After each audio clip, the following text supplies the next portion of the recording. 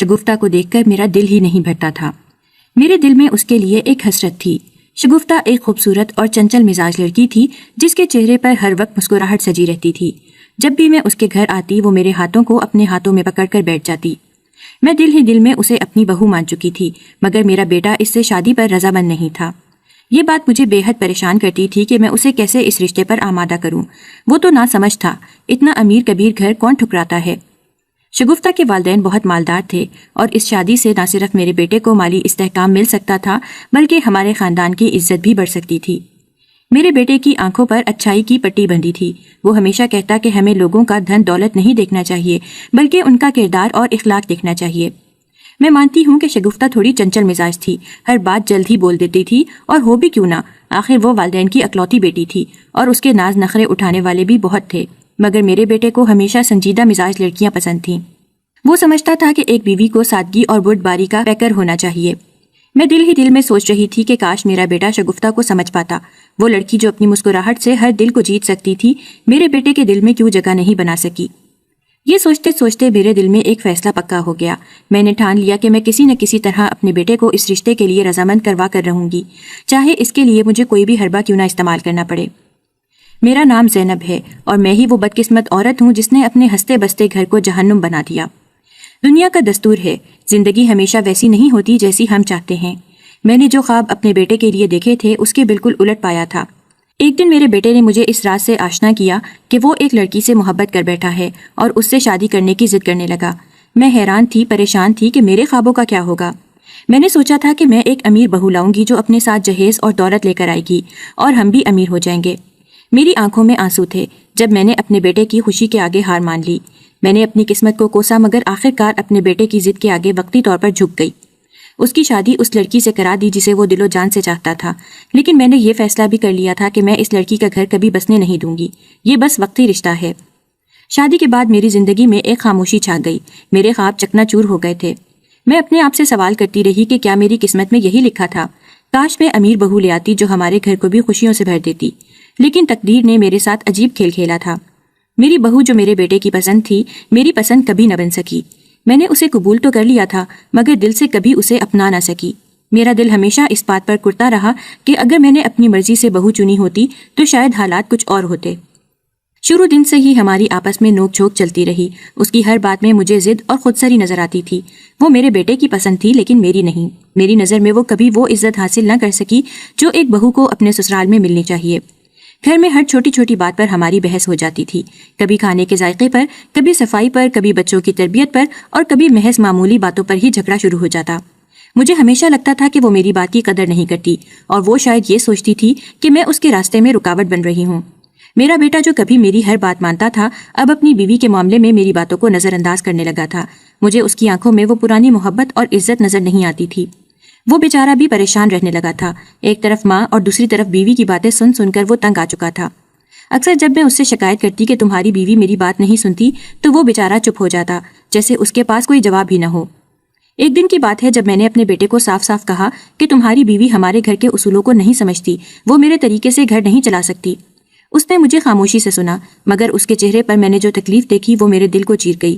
وہ بیچارہ دونوں طرف سے الجھ گیا تھا، نہ اپنی بیوی کو چھوڑ سکتا تھا اور نہ ہی اپنی ماں کو۔ گھر میں ہر دن ایک نیا جھگڑا لے کر آتا، کبھی برتنوں کی آوازیں آتی، کبھی اونچی آواز میں باتوں کا شور، اور کبھی تو ایسا لگتا کہ یہ گھر میدان جنگ بن گیا ہے۔ میری بہو بھی چپ رہنے والی نہیں تھی، وہ ہر بات کا جواب دیتی تھی اور اکثر باتیں بڑھ جاتی تھیں۔ مجھے یہ محسوس ہونے لگا کہ اس کے آنے کے بعد گھر میں سکون کم ہو گیا ہے۔ میری بہو کا رویہ میرے لیے ناگوار تھا اور وہ بھی میری باتوں کو سرسری طور پر لے لیتی تھی۔ ہم دونوں کے درمیان ایک عجیب سی دیوار کھڑی ہو گئی تھی جسے عبور کرنا ناممکن ہو چکا تھا۔ میری زندگی کا ہر دن ایک نئی آزمائش کے ساتھ گزرتا رہا۔ میں نے کبھی سوچا بھی نہ تھا کہ میرے بیٹے کی شادی کے بعد میری زندگی اتنی مشکلات سے بھر جائے گی۔ میں نے خواب دیکھے تھے کہ میرے بیٹے کی شادی کے بعد گھر میں خوشیاں آئیں گی، لیکن ان خوابوں کے برعکس میرے بیٹے کی شادی میرے لیے ایک مسلسل جنگ بن گئی۔ وقت گزرنے کے ساتھ ساتھ کچھ ایسا ہوا جس نے میری سوچ کو جھنجھوڑ کر رکھ دیا۔ میری بہو جس کا نام سعدیہ ہے، جو کبھی میری ناپسندیدہ تھی، اب وہی میری زندگی میں ایک نیا موڑ لے آئی۔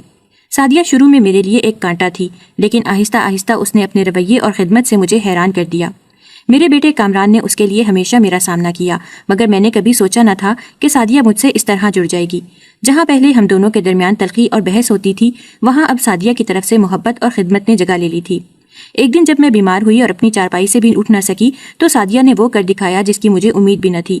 اس نے میری دن رات خدمت کی، میرے لیے دوائیں لائی، میرے کھانے پینے کا خیال رکھا۔ وہ ایک پل کے لیے بھی مجھے اکیلا نہ چھوڑتی۔ میں حیران رہ گئی تھی کہ جو لڑکی کبھی میری باتوں کو نظر انداز کرتی تھی آج وہ میری ہر ضرورت کا خیال رکھ رہی ہے۔ مجھے یاد ہے ایک رات میں بخار میں تپ رہی تھی اور سعدیہ میرے پاس بیٹھی میری پیشانی پر پانی کی پٹی رکھ رہی تھی۔ اس وقت میری آنکھوں میں آنسو آ گئے تھے۔ میں نے دل ہی دل میں سوچا کہ شاید میں نے سعدیہ کے ساتھ انصاف نہیں کیا، شاید میں نے اس کی محبت کو کبھی سمجھا ہی نہیں تھا۔ کامران جو کبھی ہماری لڑائیوں کے بیچ میں پستا تھا اب وہ بھی حیران تھا کہ سعدیہ میں اتنی تبدیلی کیسے آ گئی ہے۔ اس نے مجھ سے کئی بار کہا، اماں سعدیہ بہت بدل گئی ہے، وہ آپ سے دل سے محبت کرتی ہے۔ میں چپ چاپ اس کی باتیں سنتی رہی اور میرے دل میں بھی سعدیہ کے لیے نرم گوشہ پیدا ہونے لگا۔ میری زندگی میں اتنے موڑ آ چکے تھے کہ میں کسی پر بھروسہ کرنے سے گھبرانے لگی تھی۔ کہیں ایسا تو نہیں کہ سعدیہ مجھ سے کچھ چاہتی ہے، کہیں وہ میرے دل میں جگہ بنا کر میرے بیٹے کے ذریعے کچھ حاصل کرنے کی کوشش تو نہیں کر رہی۔ میرے دل میں شکوک و شبہات جنم لینے لگے۔ ایک رات جب میں اپنے بستر پر لیٹی ہوئی تھی سعدیہ میرے پاس آئی۔ اس نے مجھے دیکھ کر مسکراتے ہوئے کہا، اماں آپ کا دل بڑا ہے، آپ نے مجھے اپنے دل میں جگہ دی، میں ہمیشہ آپ کے ساتھ ہوں گی۔ اس کے یہ الفاظ میرے دل کو چھو گئے، لیکن میرے اندر کا وہ شک ابھی تک ختم نہ ہوا تھا۔ گھر میں حالات بدلنے لگے تھے۔ سعدیہ اور کامران کے درمیان بھی اب وہ تلخی نہیں رہی تھی جو پہلے تھی۔ میں نے دیکھا کہ وہ دونوں اب ایک دوسرے کے زیادہ قریب ہو گئے تھے، لیکن اس سب کے باوجود میرے دل میں ایک عجیب سی بے چینی تھی۔ میں نہیں جانتی تھی کہ آگے کیا ہونے والا ہے، لیکن مجھے لگتا تھا کہ کوئی بات ابھی سامنے آنا باقی ہے۔ سعدیہ کی یہ تبدیلی، اس کی یہ محبت، کیا یہ واقعی حقیقی ہے یا پھر یہ سب کچھ ایک کھیل ہے جو میری سمجھ سے باہر ہے؟ میرے دل میں یہ بات گھر کر چکی تھی کہ سعدیہ میری بہو مجھ سے میرا بیٹا چھیننے لگی ہے، اپنی محبت سے اور میری خدمت کر کے وہ میرے بیٹے کو مجھ سے دور کر دے گی۔ یہ بات مجھ سے بھلائی نہیں بھول پا رہی تھی۔ میں کبھی بھی نہیں چاہتی تھی کہ جس بیٹے کو میں نے پال پوس کر اتنا بڑا کیا ہے، جس کے لیے میں نے اتنے خواب دیکھے کہ میرا بیٹا بڑا ہو کر ایک بڑا آدمی بنے گا، میرے خواب پورے کرے گا، اس کو میں کسی اور کے ہاتھوں میں دے دوں، وہ کسی اور کا کہنا مانے، کسی اور کے خواب پورے کرے، یہ بات مجھ سے برداشت نہیں ہو رہی تھی۔ اس دن جب سعدیہ باورچی خانے میں کھانا بنا رہی تھی تو میں باہر چلی گئی۔ اس دن باہر جاتے ہوئے میرے دل کو ایک بہت ہی سکون مل رہا تھا۔ اس دن میں بہت خوش تھی اور اپنے امیر ہونے کے خواب مزید سجانے لگی تھی۔ مجھے پتا تھا کہ اب میرا بیٹا صرف میرا ہی کہنا مانے گا اور میرا ہی ہو جائے گا۔ کافی دیر گزر جانے کے بعد جب میں گھر کی طرف واپس جانے لگی، جیسے ہی میں اپنی گلی میں پہنچی تو مجھے اپنے دروازے کے باہر بہت سارا رش دکھائی دیا۔ محلے کے کافی سارے لوگ گھر کے اندر داخل تھے اور کچھ میرے دروازے پر کھڑے آپس میں باتیں کر رہے تھے۔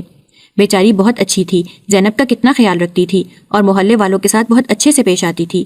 زینب بہن کو جب خبر ملے گی تو وہ تو صدمے میں آ جائے گی۔ ان سب لوگوں کی باتیں سن کر میں اپنے قدموں کی رفتار بڑھانے لگی اور اپنے گھر کی طرف تیزی سے جانے لگی۔ میں نے لوگوں کے ہجوم کو اپنے ہاتھوں کی مدد سے ادھر ادھر کرتے ہوئے گھر میں داخل ہونے لگی۔ میں جیسے ہی وہاں پہنچی تو کامران نیچے زمین پر بیٹھا تھا اور سعدیہ کی لاش چارپائی پر پڑی ہوئی تھی۔ میں جا کر کامران کے ساتھ بیٹھی تو کامران میرے کندھے پر سر رکھ کر زاروں قطار رونے لگا اور مجھے کہنے لگا کہ اماں آپ کی خدمت گزار بہو ہمیں چھوڑ کر جا چکی ہے۔ میں نے اس سے پوچھا کہ یہ سب کیا ہو گیا ہے، میں تو بس بازار تک گئی تھی۔ کامران نے مجھے بتایا کہ میں جیسے ہی آفس سے آیا تو سعدیہ کی لاش کمرے میں پڑی ہوئی تھی اور وہاں پر ایک بجلی کی تار کھلی ہوئی تھی، شاید اس کو کرنٹ لگ گیا ہے جس کی وجہ سے سعدیہ کی موت ہو چکی ہے۔ میں نے کامران کو دلاسا دیا اور جنازے کی آخری رسومات کی تیاری کرنے لگی۔ کافی سارے لوگ ہمارے گھر میں جمع ہو چکے تھے۔ میں چاہتی تھی یہ سب لوگ چلے جائیں تاکہ میں جلدی سے کامران کے دل سے یہ دکھ مٹانے میں اس کی مدد کر سکوں۔ سعدیہ کی موت کے بعد گھر میں ایک عجیب سی خاموشی چھا گئی تھی، ہر چہرے پر غم اور پریشانی کے آثار تھے۔ کامران تو جیسے دنیا و مافیہا سے بے خبر ہو گیا تھا۔ وہ دن رات سعدیہ کو یاد کرتا، اس کی تصویریں دیکھتا اور اس کی کمی محسوس کرتا۔ میں نے بھی اپنے چہرے پر غم کا نقاب اوڑھ رکھا تھا، مگر دل میں ایک عجیب سی تسکین محسوس ہو رہی تھی۔ سعدیہ کی موت نے میرے دل میں ایک بوجھ ہلکا کر دیا تھا۔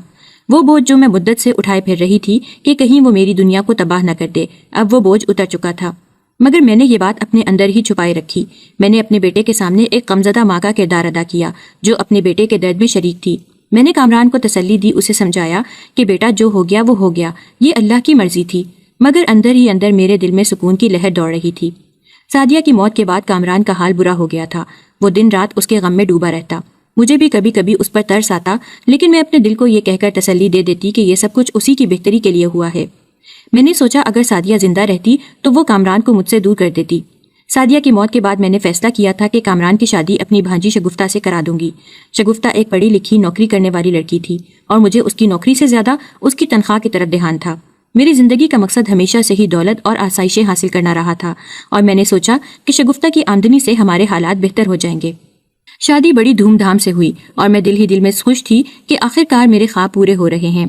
شگفتہ نے شادی کے بعد جلد ہی کامران کو اپنے قابو میں لے لیا۔ وہ جو کہ سعدیہ کی موت کے بعد میرے قریب تھا، اب شگفتہ کی ہر بات ماننے لگا تھا۔ شگفتہ نے اسے اس حد تک اپنے بس میں کر لیا کہ وہ میری طرف دیکھنا بھی گوارا نہ کرتا تھا۔ شگفتہ کا رویہ میرے ساتھ شروع سے ہی خراب تھا، مگر اب تو حد ہی ہو گئی۔ وہ ہر وقت مجھ سے لڑتی جھگڑتی، چھوٹی چھوٹی باتوں پر گالیاں دیتی اور مجھے گھر کے کام کرنے پر مجبور کرتی۔ اگر کبھی میں بیمار ہوتی یا کوئی کام نہ کر پاتی تو شگفتہ غصے میں آ کر چیخنے چلانے لگتی، اور کئی بار تو اس نے ہاتھ اٹھانے کی دھمکی بھی دی۔ کامران جو کبھی میری ایک آواز پر لبیک کہتا تھا، اب شگفتہ کے کہنے پر میری بات بھی نہ سنتا تھا۔ میں ہر روز اس کے سامنے اپنی مظلومیت کا رونا روتی، مگر وہ ہمیشہ شگفتہ کی طرفداری کرتا۔ میری زندگی ایک عذاب بن چکی تھی۔ ان لمحوں میں جب شگفتہ کی بدسلوکی حد سے بڑھ جاتی، میں دل ہی دل میں سعدیہ کو یاد کرتی۔ وہی سعدیہ جسے میں نے دل میں ہمیشہ ناپسند کیا تھا، اب مجھے اپنی سب سے بڑی ساتھی محسوس ہونے لگی۔ سعدیہ کی نرمی، اس کی خدمت، اس کی خاموشی مجھے یاد آتی تھی، اور میں دل ہی دل میں اپنی اس غلطی پر پچھتاتی تھی کہ میں نے اس معصوم لڑکی کے ساتھ کیسا رویہ رکھا۔ راتوں کو میں سعدیہ کی یاد میں آنسو بہاتی، اپنے گناہوں پر ندامت کرتی اور دل میں یہ بات اقرار کرتی کہ شگفتہ کی صورت میں نے اپنے لیے ایک عذاب پیدا کیا ہے۔ شگفتہ کی بدسلوکی دن بدن بڑھتی جا رہی تھی، اور میرا دل چاہتا تھا کہ میں اس گھر سے کہیں دور بھاگ جاؤں، لیکن کہاں جا سکتی تھی؟ کامران میری بات سنتا ہی نہیں تھا، اور شگفتہ نے مجھے ہر طرف سے تنہا کر دیا تھا۔ ان حالات میں اپنی زندگی کو بدترین مان کر ہر روز جیتی ہوں۔ سعدیہ کی یادیں میرے دل کا بوجھ بڑھا دیتی ہیں، اور شگفتہ کا ظلم مجھے روز روز مار رہا تھا۔ میں نے جو خواب دولت اور آسائش کے دیکھے تھے، وہ سب میرے لیے ایک تلخ حقیقت بن چکے ہیں۔ زندگی میں ایک وقت وہ بھی آتا ہے جب انسان کو اپنی ہر خواہش، ہر خواب اور ہر توقع کا جواب خالی ہاتھوں سے ملتا ہے۔ میرے ساتھ بھی کچھ ایسا ہی ہوا۔ میں نے ہمیشہ دولت اور آسائشوں کے خواب دیکھے، مگر آج جب میں ان خوابوں کی تعبیر کے قریب پہنچی تھی تو میرے ہاتھ میں سوائے افسوس کے کچھ بھی نہیں تھا۔ شگفتہ کے گھر میں آنے کے بعد میری زندگی میں جو زہر گھولا گیا تھا، وہ اب میری بیماری کی شکل میں میرے جسم کو کھا رہا تھا۔ میں دن بدن کمزور ہوتی جا رہی تھی، اور میرے اندر کی طاقت ختم ہوتی جا رہی تھی۔ میرا دل کرتا کہ کسی سے اپنا دکھ کہوں، مگر کون سنتا؟ کامران تو شگفتہ کے پیچھے پیچھے گھومتا رہتا تھا، اور شگفتہ، وہ تو بس میری موت کا انتظار کر رہی تھی۔ میرے دل میں اس بات کا بوجھ تھا کہ میں نے اپنے ہی بیٹے کو اپنی نظروں میں گرا دیا ہے۔ جب بھی میں کامران سے کچھ کھانے کو مانگتی، وہ مجھ پر غصہ کرتا اور کہتا، اماں کم سے کم اپنے لیے تو خود کھانا بنا لو، ہمارے لیے تو تم کچھ بھی نہیں کرتی، سارا دن میری بیوی کے ساتھ جھگڑا کرتی رہتی ہو۔ یہ جملے میرے دل کو چیر کر رکھ دیتے تھے۔ میں نے اپنی زندگی اس گھر کے لیے وقف کی تھی، مگر آج جب مجھے سہارے کی ضرورت تھی تو میرے بیٹے نے مجھے تنہا چھوڑ دیا تھا۔ شگفتہ نے کامران کو اس حد تک اپنے بس میں کر لیا تھا کہ وہ میری بات سننے کو بھی تیار نہیں تھا۔ وہ اب صرف شگفتہ کی بات مانتا اور میری ہر بات کو نظر انداز کر دیتا۔ بیماری کی وجہ سے میں گھر کا کوئی کام کرنے کے قابل نہیں رہی تھی۔ دن بھر بستر پر پڑی رہتی اور بھوک سے میرا برا حال ہو جاتا۔ شگفتہ اور کامران روزانہ ہوٹل میں کھانا کھانے جاتے اور میں گھر میں سسکیاں بھرتی رہتی۔ جب میں ان سے کھانے کا کہتی تو شگفتہ اپنی ماں کو بلا لیتی۔ میری بہن جو کبھی میری ساتھی ہوا کرتی تھی، اب اپنی بیٹی کے کہنے پر مجھے سنانے آ جاتی تھی، زینب تمہیں تو ہمیشہ سے عادت تھی اپنی مرضی چلانے کی، اب دیکھو حالات کیسے بدلے ہیں۔ وہ طنزیہ لہجے میں کہتی، شگفتہ بیچاری سارا دن کام کرتی ہے اور تمہاری دیکھ بھال بھی کرتی ہے، کیا تمہاری صحت کے لیے یہ ضروری نہیں کہ تم خود بھی کچھ کرو؟ میں خاموشی سے اس کی باتیں سنتی رہتی، کیونکہ میرے پاس جواب دینے کے لیے کچھ نہیں تھا۔ شگفتہ میری بہو ہی نہیں، میری بہن کی بیٹی بھی تھی، اور وہ دونوں مل کر میرے خلاف سازشیں کر رہی تھیں۔ شگفتہ کی ماں نے میری زندگی کو جہنم بنانے میں کوئی کسر نہیں چھوڑی تھی۔ میری بہن جس پر کبھی میں نے بھروسہ کیا تھا، اب شگفتہ کی پشت پناہی کر رہی تھی۔ وہ میری ہر کمزوری کا فائدہ اٹھا رہی تھی۔ وہ مجھے ہر لمحہ احساس دلانے میں مصروف تھی کہ میں کتنی کمزور ہوں اور اس کی بیٹی کتنی طاقتور۔ وہ دونوں مل کر مجھے اس گھر سے نکالنے کے در پہ تھیں۔ ان لمحات میں جب میں بستر پر پڑی رہتی اور بھوک میری جان نکالتی، مجھے سعدیہ کی یاد آتی، وہی سعدیہ جسے میں نے اپنی زندگی میں کبھی اپنا نہ سمجھا تھا، آج مجھے سب سے زیادہ یاد آ رہی تھی۔ وہی سعدیہ جو ہر حال میں میری خدمت کرتی، آج مجھے اپنی غلطیوں کا احساس دلانے کے لیے میری یادوں میں آ رہی تھی۔ کاش میں نے سعدیہ کے ساتھ وہ سلوک نہ کیا ہوتا، کاش میں نے اسے زندگی میں خوش رہنے دیا ہوتا۔ اگر آج سعدیہ زندہ ہوتی تو شاید میری زندگی اتنی مشکل نہ ہوتی۔ شگفتہ کی جگہ سعدیہ ہوتی تو میں شاید آج اس حال میں نہ ہوتی۔ مگر یہ سوچنا اب بیکار تھا، میرے اپنے ہاتھوں نے میری زندگی کو اس حال تک پہنچایا تھا۔ میں نے اپنے ہی بیٹے کو اپنی نظروں میں گرا دیا تھا، اور اب شگفتہ اور میری بہن نے مجھے تنہا کر دیا تھا۔ جس دن سے میرا بیٹا اور بہو ہوٹلوں میں کھانا کھانے لگے تھے، میں نے سوچا تھا کہ حالات بدل جائیں گے، شاید کامران ایک دن میری حالت پر رحم کرے گا اور میری بات سنے گا، مگر وہ دن کبھی نہیں آیا۔ میری صحت دن بدن خراب ہوتی گئی اور مجھے احساس ہونے لگا کہ اس گھر میں میرے لیے کوئی جگہ باقی نہیں رہی۔ ایک دن جب بھوک میری برداشت سے باہر ہو گئی اور گھر میں کچھ بھی کھانے کو نہ ملا، تو میں نے فیصلہ کیا کہ اب مجھے خود کچھ کرنا ہوگا۔ میرا وجود جسے میں نے ہمیشہ اپنی طاقت سمجھا تھا، اب میری کمزوری بن چکا تھا۔ میں نے اپنے پیروں میں لرزہ محسوس کرتے ہوئے گھر سے باہر قدم رکھا۔ محلے کی گلیوں میں چلتے ہوئے میں نے اپنے دل کو مضبوط کرنے کی کوشش کی، لیکن ہر قدم کے ساتھ میرے دل میں وہ یادیں تازہ ہو رہی تھیں جب میں سعدیہ کے ساتھ سخت رویہ اپناتی تھی۔ آج جب میں ان گلیوں میں لوگوں کے گھروں میں کام ڈھونڈ رہی تھی، مجھے وہی لوگ دیکھ رہے تھے جو کبھی میری بہو کی تعریف کرتے تھے۔ یہی تو وہ زینب ہے جو سعدیہ کے ساتھ ایسا برتاؤ کرتی تھی، ایک عورت نے اپنے دروازے پر کھڑے ہو کر کہا۔ ہاں، اور دیکھو آج اسے کس حال میں جانا پڑ رہا ہے، وہی سعدیہ جو ہر حال میں اس کی خدمت کرتی تھی، آج یہ کس حال میں ہے۔ دوسری عورت نے افسوس بھرے لہجے میں کہا۔ محلے کی عورتوں کی یہ باتیں میرے دل میں چھید کرنے لگی تھیں، مگر میں جانتی تھی کہ یہ سچ ہے۔ سعدیہ میری خدمت میں کوئی کمی نہیں کرتی تھی اور میں نے اسے ہمیشہ ناپسندیدہ نگاہوں سے دیکھا۔ میں نے کبھی اس کی محبت اور خدمت کو اہمیت نہیں دی تھی، اور آج میں اسی خدمت کے لیے ترس رہی تھی۔ میں نے محلے کی ایک عورت کے گھر میں کام مانگا۔ اس نے مجھے افسوس بھری نظروں سے دیکھا اور کہا، زینب بہن، تمہیں یہ دن دیکھنا پڑے گا، یہ تو کبھی سوچا بھی نہ تھا۔ سعدیہ کتنی خدمت گزار تھی اور تم نے اس کے ساتھ کیسا سلوک کیا۔ میں نے کچھ نہ کہا، بس خاموشی سے اس کے گھر کا کام شروع کر دیا۔ جب میں نے کام ختم کیا تو اس عورت نے مجھے کچھ روٹی دی اور کہا، یہ لے لو زینب بہن اور اللہ سے معافی مانگو۔ میں نے وہ روٹی لی، مگر میرے دل میں بے چینی تھی۔ یہ وہی لوگ تھے جو کبھی سعدیہ کو میری خدمت کا حقدار سمجھتے تھے اور آج وہ میری حالت پر ترس کھا رہے تھے۔ کچھ دنوں بعد جب میں ایک اور گھر میں کام کرنے گئی تو وہاں کی مالکن نے مجھے دیکھ کر کہا، زینب، تمہاری بہو سعدیہ تمہاری کتنی خدمت کرتی تھی، پھر بھی تم اس کے ساتھ ایسا کیوں کرتی تھی؟ میں نے اپنے آنسو روکنے کی کوشش کرتے ہوئے کہا، شاید میرے دل میں حسد تھا، وہ میرے بیٹے کی محبت کو چھین لے گی، یہی سوچ کر میں نے اسے کبھی دل سے قبول نہیں کیا۔ محلے کے لوگ میری حالت پر حیران بھی تھے اور افسوس بھی کر رہے تھے۔ سعدیہ کے ساتھ میرا سلوک اور آج میری حالت، یہ سب میرے سامنے آ رہا تھا جیسے میری زندگی کی کہانی کسی اور کی زبانی سنائی جا رہی ہو۔ اب میں وہ زینب نہیں رہی تھی جو کبھی اپنے بیٹے کی خوشیوں کے خواب دیکھتی تھی۔ میں ایک بے سہارا، بے بس عورت بن چکی تھی جسے اب اپنی زندگی کے لیے محلے کے لوگوں کے گھروں میں کام کرنا پڑ رہا تھا۔ گلیوں میں چلتے ہوئے میرے دل میں ایک ہی سوال گونجتا تھا، کیا میری زندگی کا یہی انجام تھا؟ کیا میں نے اپنے ہی ہاتھوں اپنی خوشیوں کو برباد کر دیا؟ میرے پاس اس سوال کا کوئی جواب نہیں تھا، سوائے اس کے کہ میں اپنی زندگی کی اس کہانی کا خود ہی انجام لکھ رہی تھی۔ جیسے ہی میں گھر واپس آئی، شگفتہ کی تیز آوازیں گونجنے لگیں۔ وہ پہلے ہی اپنے کمرے سے نکل کر صحن میں کھڑی تھی اور میری جانب ایسے دیکھ رہی تھی جیسے میں کوئی چور ہوں جو چوری کرنے آیا ہو۔ اس کی آنکھوں میں غصہ تھا اور چہرہ سرخ ہو چکا تھا۔ کہاں سے آ رہی ہو اماں؟ اس نے طنز بھری آواز میں پوچھا۔ میں نے جھک کر اپنے پیروں سے چپل اتاری اور آہستہ سے بولی، محلے کے کچھ گھروں میں کام کر کے آئی ہوں شگفتہ۔ کام؟ کس چیز کا کام؟ شگفتہ نے حیرانگی سے پلکیں جھپکاتے ہوئے کہا۔ یہ بتاؤ کہ لوگوں کے گھروں میں کیا کر رہی تھی؟ میری زبان بند ہو گئی۔ میں جانتی تھی کہ وہ مجھے نیچا دکھانے کے لیے یہ سوال کر رہی ہے۔ اس سے پہلے کہ میں کوئی جواب دے پاتی، اس نے زور سے چیخ ماری، تم نے لوگوں کے گھروں میں جا کر کیا کیا؟ تم وہاں میری برائیاں کرنے گئی تھی؟ شگفتہ، تم کیا کہہ رہی ہو؟ میں نے کچھ نہیں کہا۔ میں نے وضاحت دینے کی کوشش کی لیکن اس نے میری بات کو درمیان میں ہی کاٹ دیا۔ نہیں اماں، میں جانتی ہوں تم نے وہاں کیا کیا۔ تم لوگوں کے گھروں میں جا کر میری برائیاں کرتی ہو، تمہیں شرم آنی چاہیے۔ شگفتہ کے لہجے میں الزام اور غصہ تھا۔ میں نے بے بسی سے اپنے بیٹے کامران کی طرف دیکھا جو کمرے کے دروازے پر کھڑا یہ سب دیکھ رہا تھا۔ میں نے سوچا کہ شاید وہ مجھے بچانے آئے گا، لیکن وہ تو شگفتہ کی طرف ہی کھڑا تھا جیسے اس کی ہر بات ماننے کو تیار ہو۔ اماں، شگفتہ ٹھیک کہہ رہی ہے، اگر تم لوگوں کے گھروں میں جا کر ہماری برائیاں کرو گی تو ہمارے لیے مشکلات پیدا ہوں گی۔ کامران نے بھی مجھے ڈانٹ دیا۔ کامران، میں نے کبھی ایسا کچھ نہیں کیا، میں نے اپنے بیٹے کو سمجھانے کی کوشش کی لیکن اس نے میری بات سننے سے انکار کر دیا۔ بس کرو اماں، تم ہر بار کوئی نہ کوئی بہانہ بناتی ہو۔ شگفتہ اور میں تمہاری جھوٹی باتوں میں نہیں آنے والے، اس نے سخت لہجے میں کہا۔ مجھے لگا کہ میرا دل ٹوٹ کر چور چور ہو گیا ہے۔ میں اپنے بیٹے کی نظروں میں ایک مجرم بن چکی تھی اور شگفتہ نے میرے خلاف ایسی نفرت بھر دی تھی کہ وہ میری بات ماننے کو تیار ہی نہیں تھا۔ اور ایک بات سن لو اماں، شگفتہ نے دھمکی دی، اگر تم لوگوں کے گھروں میں جا کر ہماری باتیں کرو گی تو میں تمہیں اس گھر میں نہیں رہنے دوں گی، سمجھی؟ میں نے سر جھکا لیا۔ میرے پاس کوئی اور راستہ نہیں تھا۔ میں جانتی تھی کہ شگفتہ کے سامنے میرے بیٹے نے کوئی اور فیصلہ نہیں کرنا تھا۔ اسی رات جب میں نے کھانا بنانے کی کوشش کی تو میری آنکھوں کے سامنے وہی نظارے آ رہے تھے، شگفتہ کا غصہ، میرے بیٹے کی بے حسی، میرے ہاتھ کپکپا رہے تھے اور دل پر بوجھ تھا۔ جب میں نے کھانا پکانے کے بعد دسترخوان پر رکھا تو شگفتہ نے ایک نوالا لیا اور فوراً تھوک دیا۔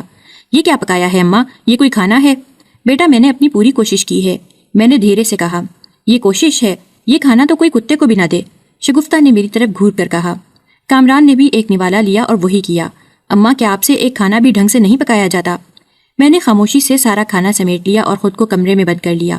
میری آنکھوں سے آنسو بہتے جا رہے تھے اور میں سعدیہ کو یاد کر رہی تھی جو میرے لیے ہمیشہ بہترین کھانا بناتی تھی بغیر کسی شکایت کے۔ اس رات جب میں بستر پر لیٹی تو مجھے محلے کے لوگوں کی باتیں یاد آئیں۔ یہ وہی زینب ہے جو سعدیہ کے ساتھ بدسلوکی کرتی تھی، آج دیکھو کیسے اس کا بیٹا اور بہو اسے دن رات ڈانٹتے ہیں۔ ایک عورت دوسری سے کہہ رہی تھی، ہاں، اللہ کے گھر دیر ہے اندھیر نہیں۔ دوسری نے جواب دیا، سعدیہ کی روح ضرور دیکھ رہی ہوگی کہ آج زینب کو کیسے سزا مل رہی ہے۔ کسی نے کہا۔ میں نے اپنی آنکھوں کو زور سے بند کر لیا۔ میرے ماضی کی غلطیاں میری آنکھوں کے سامنے گھوم رہی تھیں۔ سعدیہ کی محبت اور خدمت جسے میں نے کبھی اہمیت نہیں دی تھی آج میرے دل میں تیز دھار بن کر چبھ رہی تھی۔ ایک دن جب کامران کو اپنی دفتری تقریب میں شرکت کرنی تھی تو شگفتہ صبح سویرے ہی اٹھ گئی تھی۔ میں نے دیکھا کہ اس کے چہرے پر عجیب سی خوشی تھی، جیسے وہ کوئی بہت بڑا مارکا سر کرنے جا رہی ہو۔ سارا دن اس نے تیاریاں کی، ہر چیز کا خیال رکھا۔ کامران کے کپڑے، جوتے، سب کچھ اس نے بڑے شوق سے تیار کیا، لیکن جس چیز کا اسے سب سے زیادہ فخر تھا وہ اس کا نیا جوڑا تھا جو اس نے خاص طور پر اس تقریب کے لیے 20,000 روپے میں خریدا تھا۔ شگفتہ نے جوڑا میرے ہاتھوں میں تھماتے ہوئے کہا، اماں یہ جوڑا استری کر دو ذرا خیال سے۔ میں نے جوڑا تھاما اور دل میں خوف کی ایک لہر اٹھنے لگی۔ مجھے معلوم تھا کہ یہ جوڑا شگفتہ کے لیے کتنا قیمتی ہے اور کہیں میری غلطی سے کچھ ہو گیا تو کیا ہوگا۔ میں نے اللہ کا نام لے کر استری کرنا شروع کی، لیکن جو ڈر تھا وہی ہوا۔ استری سے اچانک جوڑے پر ایک بڑا سا نشان پڑ گیا اور قیمتی کپڑا جل کر رہ گیا۔ میری آنکھوں کے سامنے اندھیرا چھا گیا۔ میں نے ہاتھ کانپتے ہوئے جوڑا اٹھایا اور شگفتہ کے پاس لے گئی۔ یہ دیکھو شگفتہ، غلطی ہو گئی، میں نے دھیمی آواز میں کہا۔ شگفتہ نے جوڑا دیکھا اور اس کا چہرہ غصے سے سرخ ہو گیا۔ یہ کیا کیا اماں، تم نے میرا جوڑا جلا دیا، اس نے چیختے ہوئے کہا۔ میری زبان بند ہو گئی۔ میں نے سوچا کہ شاید شگفتہ کے غصے کی آگ تھوڑی دیر بعد ٹھنڈی ہو جائے گی، لیکن وہ تو اور زیادہ بھڑک اٹھی۔ اماں تم نے جان بوجھ کر یہ کیا ہے، تمہیں میری خوشی بالکل برداشت نہیں ہوتی، اس نے روحانسی ہو کر کہا۔ اس کی چیخوں نے سارا گھر سر پر اٹھا لیا۔ کامران بھی کمرے میں آ گیا اور شگفتہ نے اسے سب کچھ بتا دیا۔ کامران نے مجھے دیکھتے ہوئے کہا، اماں یہ کیا کیا؟ شگفتہ نے دن رات محنت کر کے سب کچھ تیار کیا تھا اور تم نے سب برباد کر دیا۔ مجھے اندازہ تھا کہ کامران بھی شگفتہ کی بات پر یقین کر رہا ہے، لیکن میرے پاس کوئی جواب نہیں تھا۔ میں صرف اپنے آپ کو کوستی رہی اور اللہ سے معافی مانگتی رہی۔ شگفتہ نے روتے ہوئے کمرے کا رخ کیا اور وہاں سے ایک بجلی کی تار نکال کر میرے سامنے لے آئی۔ میری آنکھوں کے سامنے جیسے اندھیرا چھا گیا۔ وہی تار جو کبھی میں نے خود اپنے ہاتھوں سے سعدیہ کے کمرے میں رکھی تھی آج میرے سامنے تھی۔ میری آنکھوں سے آنسو بہنے لگے اور میں نے ہاتھ جوڑ کر کہا، نہیں شگفتہ، مجھے مت مارو، مجھے معاف کر دو، میں نے بہت بڑی غلطی کی ہے۔ شگفتہ کی آنکھوں میں عجیب سی چمک تھی۔ اس نے تار کو میرے سامنے لہرایا اور میرے دل کی دھڑکنیں تیز ہو گئیں۔ اب میں تمہیں کچھ دکھاتی ہوں اماں کہ میں تمہارے ساتھ کیا کرتی ہوں، اس نے دھمکی دی۔ میں زمین پر بیٹھ گئی اور چیخنے لگی، مجھے معاف کر دو، مجھے معاف کر دو، میں نے اپنے گناہوں کی سزا پا لی ہے۔ میرے مالک، میں نے سعدیہ کو کرنٹ دے کر مارا تھا اور آج وہی سب کچھ میرے ساتھ ہو رہا ہے۔ میری چیخیں سن کر کامران نے مجھے پکڑ کر اٹھایا، لیکن میں نے اسے دھکا دے کر دور کر دیا۔ نہیں، میں کسی کو منہ دکھانے کے قابل نہیں ہوں، میں سعدیہ کی قاتل ہوں، میں اپنے بیٹے کی خوشیوں کی قاتل ہوں، میں نے اپنی غلطیوں کا اعتراف کرتے ہوئے کہا۔ اماں یہ تم کیا کہہ رہی ہو؟ کامران نے حیرانی سے پوچھا۔ ہاں بیٹا، یہ سب میری غلطی ہے، میں نے سعدیہ کو مارا تھا، اسے بجلی کے کرنٹ سے مارا تھا اور آج یہ سب کچھ میرے ساتھ ہو رہا ہے، میں روتے ہوئے بولی۔ شگفتہ نے بھی میری باتیں سن کر حیرانی سے کامران کی طرف دیکھا۔ اس کے چہرے پر مسکراہٹ تھی، جیسے اسے میری حالت دیکھ کر مزہ آ رہا ہو۔ یہی تمہارے گناہوں کا حساب ہے اماں، شگفتہ نے ہنستے ہوئے کہا۔ میں نے اپنی غلطیوں کا بوجھ اٹھائے روتے ہوئے اللہ سے معافی مانگی۔ میرا دل ٹوٹ چکا تھا اور میرے پاس کوئی راستہ نہیں بچا تھا۔ میں جانتی تھی کہ میں نے اپنی زندگی کو خود ہی تباہ کر دیا تھا اور اب مجھے اپنے گناہوں کا حساب دینا تھا۔ میری چیخیں اور اعترافات سن کر کامران نے مجھے ایک لمحے کے لیے خاموش ہو کر دیکھا۔ اس کی آنکھوں میں حیرت اور صدمہ دونوں تھے۔ اس نے آہستہ سے کہا، اماں یہ کیا کہہ رہی ہو؟ تم نے سعدیہ کو مارا؟ میری آنکھوں سے آنسو بہتے رہے اور میں نے سر جھکائے دل ہی دل میں اللہ سے معافی مانگتے ہوئے کہا، ہاں بیٹا یہ سچ ہے، میں نے وہی بجلی کی تار سعدیہ کے کمرے میں رکھی تھی جو اس کی موت کا سبب بنی۔